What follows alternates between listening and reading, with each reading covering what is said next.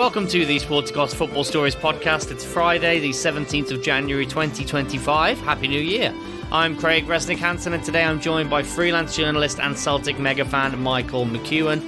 We talk about Michael's connection with the club, the matchday experience at Celtic Park, performances on the pitch this season, and so much more. So sit back, relax, and enjoy our chat with the one and only Michael McEwan. Hi, Michael. How are you doing? Hi, Craig. How are you? Thanks for asking me on. Oh, it's an absolute pleasure to have you on, mate. Thank you so much for taking the time. Today, we're going to talk a little bit about your love affair with Celtic, and I thought the best place to start would be your Celtic origin story. So how and when did you become a Celtic fan? Yeah, so, my love for Celtic goes back for many years. I suppose 40 years now, Craig. So I was brought up in a family with all fans in the west of Scotland, and it was Celtic, and ever since then I've kind of like fell in love with Celtic. Fast forward 40 years. I've got a season ticket now, and I go to some away games as well. So and so I suppose it all started with my childhood. And could you tell us a little bit about what drew you to the club? Because obviously, when you've got a lot of family members into it, that helps. But sort of, do you remember seeing a particular player either in the stadium or on TV, or something that sort of, made your eyes go wide open when you were a kid? I can't really remember what grew to myself for being a Celtic fan, but I suppose, going back to all my family was kind of like Celtic fans. My earliest memory, Craig, was many years ago, and it was many years ago now, that I was taken to a Celtic game. I think it was like the early 90s or something. And if you can remember, Celtic Park had the famous jungle in Celtic Park, and I think that was where I stood for the first game. Now, don't ask me for what game it was, because it was years and years ago now. But I can always remember that Celtic had fantastic players like like Ancon Rogan, Peter Grant, and the likes of and later years we had like John Collins, Paul McStay, and also as well as going to the games, we had old videos, so the house was full of kind of like Celtic videos, and 16 of the year when we won the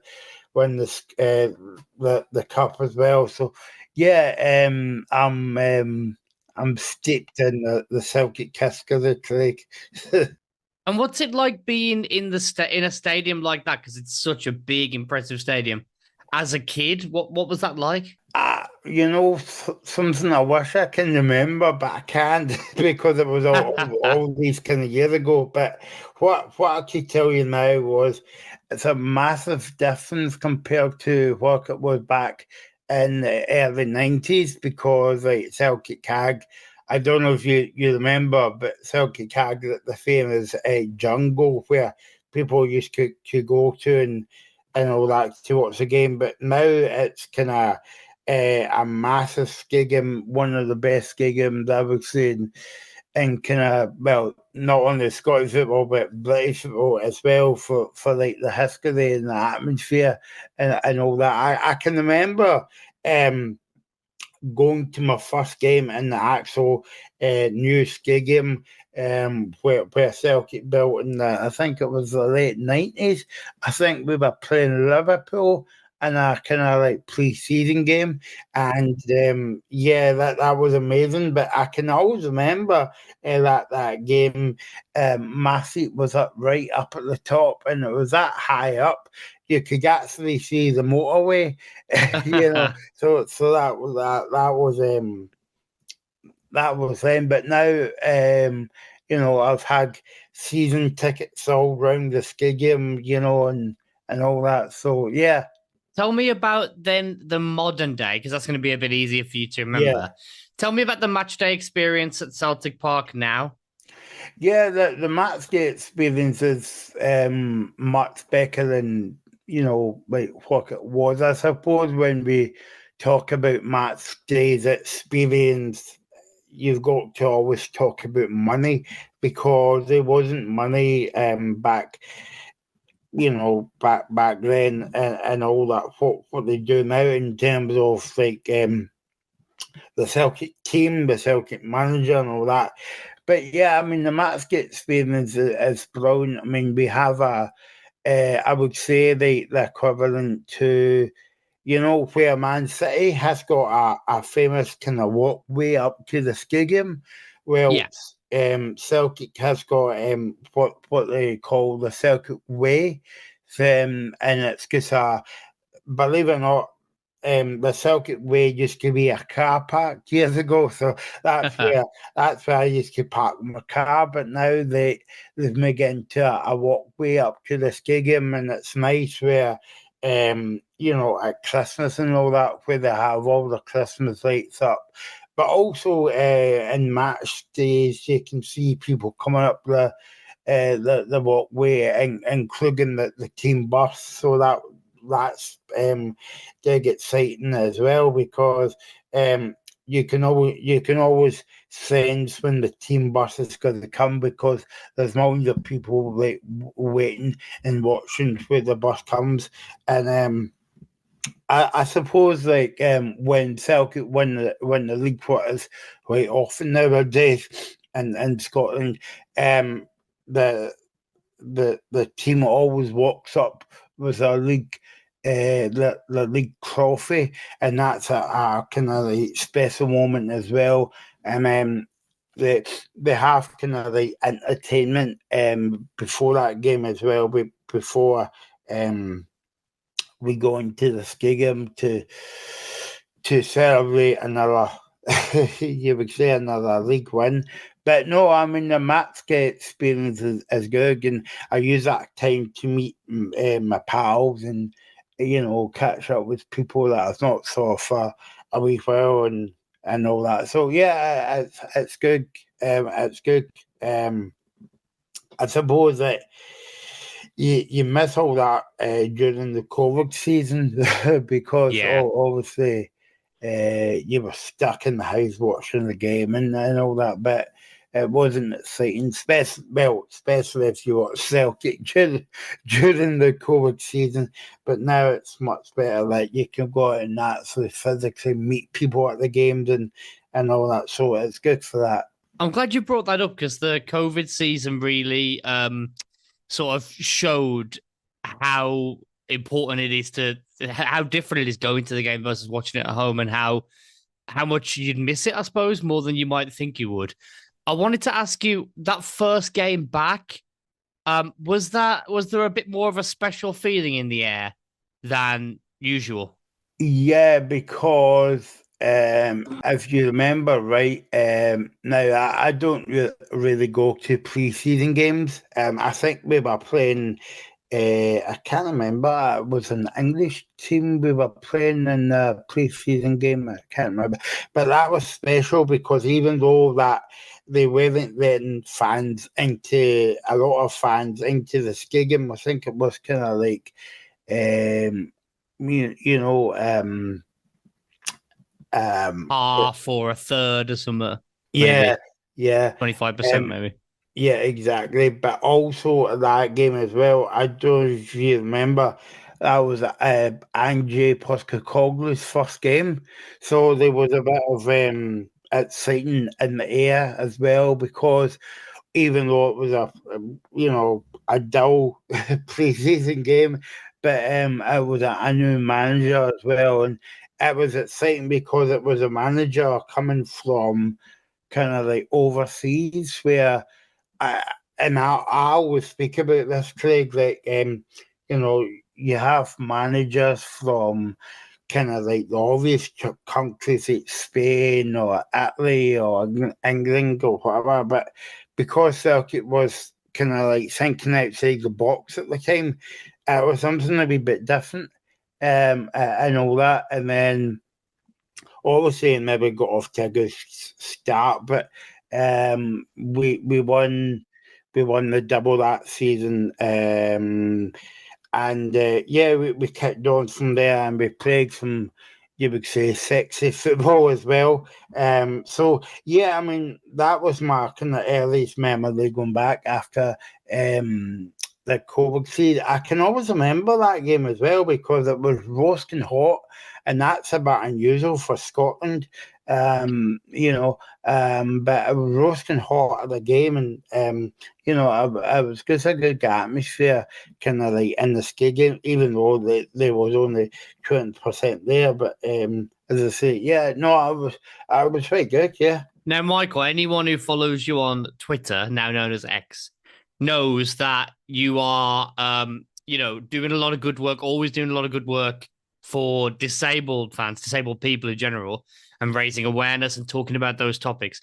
I wanted to ask you how, in your opinion, Celtic does in terms of its approach to its disabled fan base, accessibility, inclusion, all of that stuff. I mean, I guess it's hard compared to other teams because you're not a fan of those other teams, I guess, so you're not going there all the time to find out. But do you get a sense that Celtic are doing a great job on that, or is there room for improvement? Yeah, obviously I'm going to be a bit biased here, Craig, and say no, they're doing a wonderful job, and I suppose, like, to be fair, a lot of teams in Scotland are now looking at disability more than they did maybe 5 years ago, and I would say maybe it was 5 years too late, but nevertheless, we're here now. But yeah, Celtic has got a kind of disability, the liaison officer. She works with like she's like the middle woman, to work with the club to improve facilities and the fans as well in terms of like the away games, that she goes away from home and to make sure that away facilities are okay for the Celtic fans. But yeah, I mean, Celtic has gigged well over the years in terms of like building a sensory room for people with autism or autistic people to go during the game, and all that. And yeah, and also they've got like audio descriptive commentary for people with visually impaired and blind. I think they have a couple of volunteer commentators where they commentate in the game, and they've got lots of kind of like accessible parking bays outside for people with a disability. You know, it has a blue badge and whatnot, so that's good to see. But yeah, I mean, I think there's always kind of like room for like improving things as well. Because you always want to, it's a bit like your football team, you always want to go forward, and you want to be the best that you can, as well. Recently, they've just opened up a kind of like changing places toilet for people with mobility issues that have issues going to the toilet, and they need support. So Celtic's just kind of like open that. I think that's been a few seasons now as well. So yeah, Celtic's doing well in that department in terms of like improving facilities for physical disability, but also learn also hidden disabilities as well. Because as you know, I mean, there's a lot of people with a hidden disability that you can't see that disability. Yeah, it sounds like they're doing fantastic work, but like you said, there's always room for improvement. There's always ways to get better. Speaking of, when it comes to the situation on the pitch, with Celtic being, I think, after Rangers clawed it back, was it last night? Maybe they're only 13 points clear now, but still, Yeah. 14 points clear, and almost certainly into the at least the playoff in the Champions League to the next round, which I think you would consider a success. I mean, when you look at some of these teams that are in the bottom eight that aren't going to be going there, like the likes of RB Leipzig, Bologna. I mean, I think how can where's Celtic's room for improvement on the pitch right now? How could it get any better? From the outside, it looks like it's going pretty well. Yeah, I don't know. It is, and also it's a case of Brendan Rodgers coming back to Celtic. And you've just got to, whether you like that decision or not, you've just got to back the manager as well. But yeah, things are going well. It looks as though that we're going to go forward into the next round of the Champions League. And to be honest with you, the new format of the Champions League, I think if you spoke to most football fans at the beginning of the season, they were a bit kind of hesitant, and they were saying, well, because a lot of people don't like change as well. But in terms of the way that the Champions League work out, they, that's kind of like helped Celtic in a way. The new format and whatever kind of thing, so that's good to see. I think where we can improve on is, yeah, as I say, the Champions League as well. Obviously, because if you qualify, you get more money, I suppose, as well. But it's just like carrying that flag for Scottish football, because sometimes Scottish football kicks a good kind of beating or kicking, as we said in the west of Scotland, as well. But yeah, I don't know what it would look like to you as a kind of like outsider person to come in at Scottish football. But yeah, I know I mentioned this early on, but when we talk about the improving of Scottish football or the improvement of Celtic in this case, you need to talk about the finances. You can't escape the elephant in the room, basically.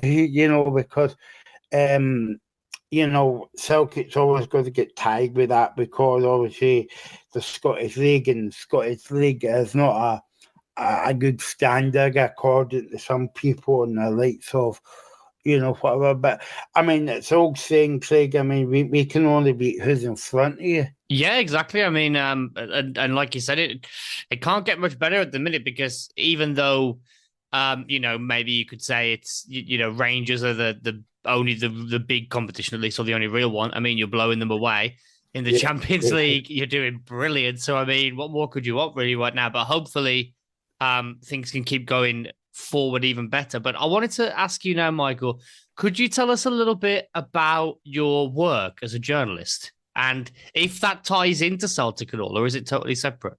Yeah, no. So basically, I'm a kind of like freelance journalist. So that means that I kind of like pitch stories to different media outlets. So whether that could be, BBC Scotland or kind of like STV as well. But yeah, I do, comment or be on different podcasts like this one to talk about football in general, but not Pacific Celtic focus. But I always Do like, you try to avoid talking about Celtic because of a bias, or how's that work as a fan and a journalist? Because is it complicated yeah. being a fan of Celtic and a sports journalist covering Scottish football?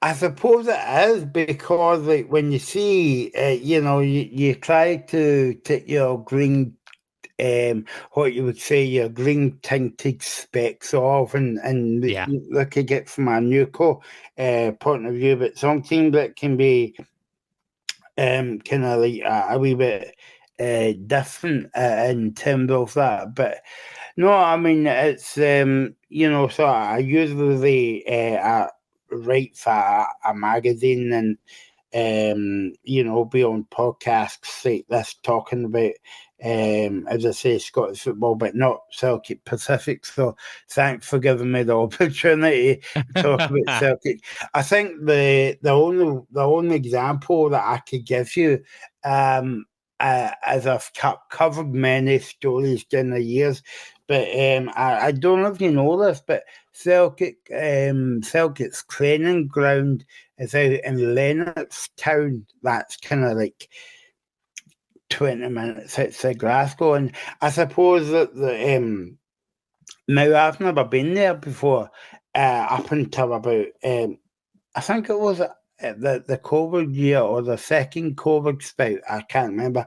But I was doing a story about Lennox Castle, and Lennox Castle is about, it's a kind of institution where people went years ago, where families put their children as basically wanted to, not for a better word, disown them because obviously they've got a learning disability and mental health issues. Well, and it was, Okay. yeah.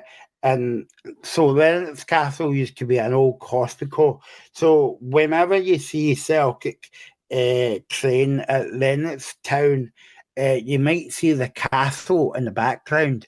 And I went up there a few years ago, actually, to do a story about Lennox Castle, and that's the first time I've been actually near Celtic's training that ground, because Celtic's training ground is actually next door to the castle. Wow. So did you get a glimpse of the players?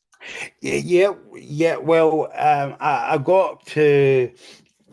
I got a glimpse of a few of the players as well. I think it was a Friday I went, actually. So by the time I went up to the castle, it was big early on, and by the time I came back down, they actually finished training, because obviously I went up at about, say, 9 o'clock, and I never came back down till about 2 o'clock. So I never got to see any of the players, but I got to see like Lennox Castle as a whole, like the training park and all that. So it was quite impressive as well. And it was quite good that I got up there to see Lennox Castle, sorry. But no, sadly, I never saw them actually on the park training. But at least I got to see the where Celtic trained, so that was a bonus. Yeah, getting close to the action. Well, Yeah.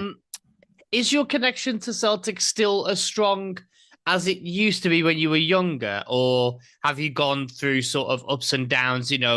Got really into it and then dropped off a bit over periods, or have you sort of maintained the same love of the club the whole time? Because sometimes, love of a club can sort of come and go a little bit, not completely go, but it can go up and down. Yeah, I don't. To be honest, I don't think it has. I think it would be the opposite for me, actually. Got a bit stronger, because what I was saying early on about the early 90s and all that, going to the games, I didn't really have a season ticket. Whereas I've got a season ticket now. Go home, go away if I'm lucky enough. I've been to some of the European games, kind of like away as well, in the Champions League with Celtic. So I think, you know what it is. I think it's because you're getting old. I'm getting kind of older. You're getting more stronger towards Celtic for the. Because when you were younger, you would watch it and you would maybe go to the odd one or two games, but you don't have that same kind of like affection that you do kind of like now, in terms of going to the game every second week. Going to cup finals and whatever. Buying basically the Celtic View. That's like a kind of magazine that comes out once a week. But yeah, I mean, you should see my bedroom when I was younger, Craig. I was covered in Celtic. Not wallpaper, but it seemed like wallpaper with different pictures and all that up on the wall. But so many posters and cutouts, it looked like wallpaper. Yeah, no, exactly. What about bed sheets? Celtic bed sheets? But believe it or not, I don't have them now. But when I was younger, I had I can't remember what it was. It might have been the Celtic crest or something like that. But yeah, I did have bed sheets as well. So I everything, everything. And I used to in fact, I forgot to say this as well, but if any of my bosses are listening from the media, I don't work there now, but when I was looking for work experience as well, I was lucky enough to work at Celtic Park, kind of like in the shop in the superstore, and I did work for the museum as well, in Celtic Park. So that was a good experience. But I was up there kind of like Monday to Friday, so I was allowed to spend my whole day at Celtic Park. Let's end on this, Michael. What's the best thing about being a Celtic fan? I think the best thing about the Celtic fan is, maybe I'm being biased, and a lot of fans might say this as well, but when you go all over the world, people know who Celtic is, and you're always going to bump into somebody with a Celtic script on. But yeah, I mean, it's just that, like it's a family connection to the club. Everybody loves Celtic. Everybody loves the history of it. I mean, the first thing you would, if you would bump into a fan or wherever it is in the world, they always speak about the Lisbon Lions, and I think that makes it more special because all the team came from a radius of 10 miles. I think they said out with Celtic Park, and all of them was from kind of like Scotland. Sadly, most of them's no longer with us, but it's good to kind of like look back in the history as well. But also, Celtic was built on like the charitable work as well. So it's not as if it's football, but also the other half of looking at Celtic as the charity work, like the foundation as well. So I think Celtic always holds a special place in everybody's heart, and kind of like my heart as well. And I suppose that Celtic is a bit like a community as well, because when you sit with your season ticket, you get to know people, and you get to bond with them as well. And I suppose that was what was a bit different about during the COVID season, that you never got to mix with people and all that. So yeah, I mean, Celtic means all that to me. Good for the love and the community, and also the best football team on the park. There you go. Now, Michael, how can our listeners follow you and your work and everything else that you're doing?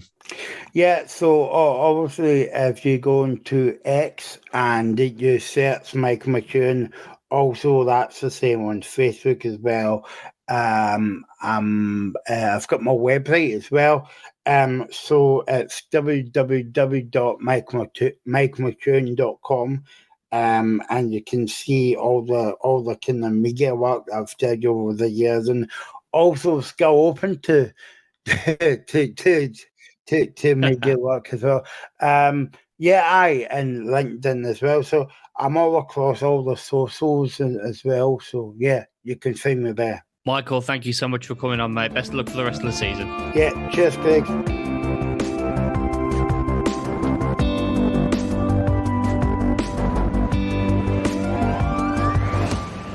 Thanks so much for listening to the Sporticos Football Stories podcast. It was such a pleasure speaking to Michael, and we can't wait to bring you more chats with fans from across the footballing landscape, from ex-pros to bloggers, YouTubers, and much more. If you've enjoyed this episode, please consider subscribing. If you really liked it, give us a 5-star review wherever you get your podcasts. That will really help us out so much. Thanks again, and catch you next time on the Sporticos Football Stories podcast.